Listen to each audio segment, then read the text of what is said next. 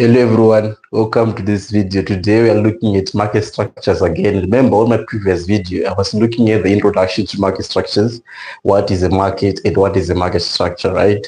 So today's video, I'm going to dive into types of different market structures that do exist in the world. So let's start with this table here. So I'm going to be going through the features, then also the market structures that do exist. So we have perfect competition, we have monopolistic competition, we have oligopoly, we have also monopoly.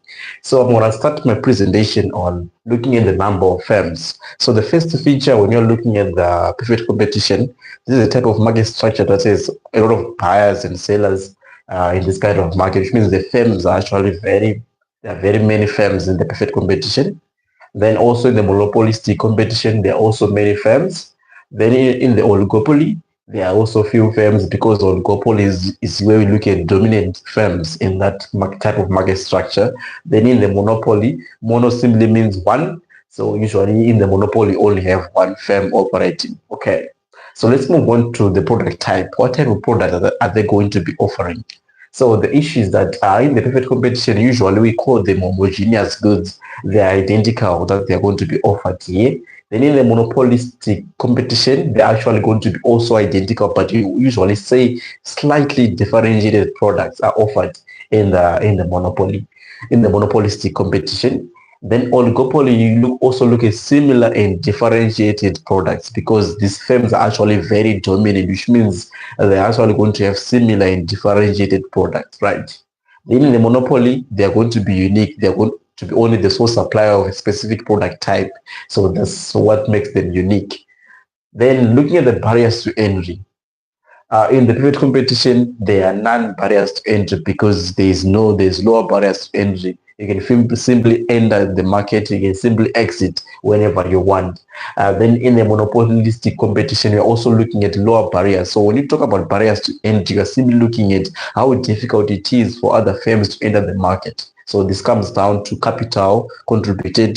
It's also going to be a key feature in looking at the barriers to entry. So here, when you talk about oligopolies, they actually higher barriers to entry, which means there's need for a huge capital requirement for you to enter the type of market, for you to be able to explore your options.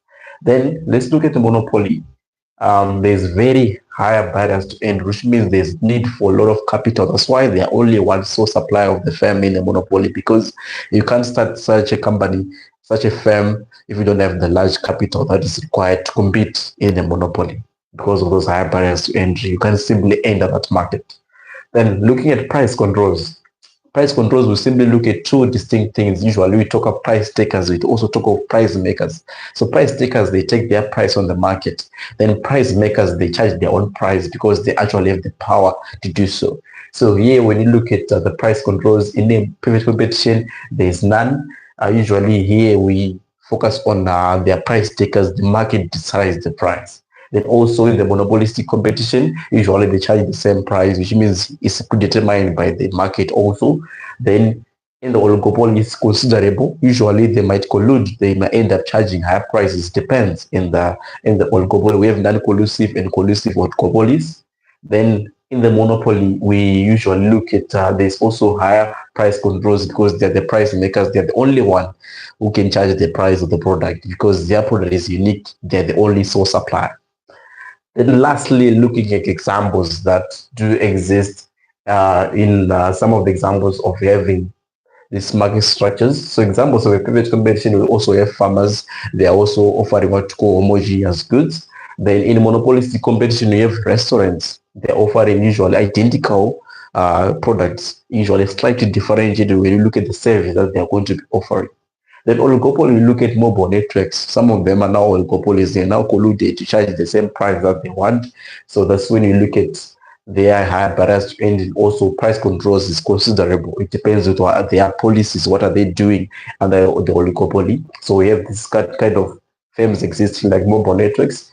And lastly, we have the monopoly, which is also the water authority. Usually, individual can't wake up and just have control over water. So we have water authority. They're actually monopolies in those industries. They decide the price that are going to be charged for your water bills. Okay, then let's look at the key terms that have been popping up through this differentiated table. We'll look at different types of market structures. So the issue is it's between competition, looking at how firms are going to compete, and looking at the barriers to entry, how difficult it is for firms to enter the market. Also looking at price makers, the one who actually charge their own price that they want. Then you lastly look at price takers, the one which takes the price from the market. So these key terms are very important. You're going to be looking at the difference between each and every market structures that do exist in the world. So we actually have this main four different market structures. So we're going to be looking at the private competition, its characteristics, and how does it behave in the market, and also looking how efficient it is. That's going to be our next video. So thank you so much for watching, and continue to subscribe and like for these videos of market structures A-Level Economics. I'll see you in the next video.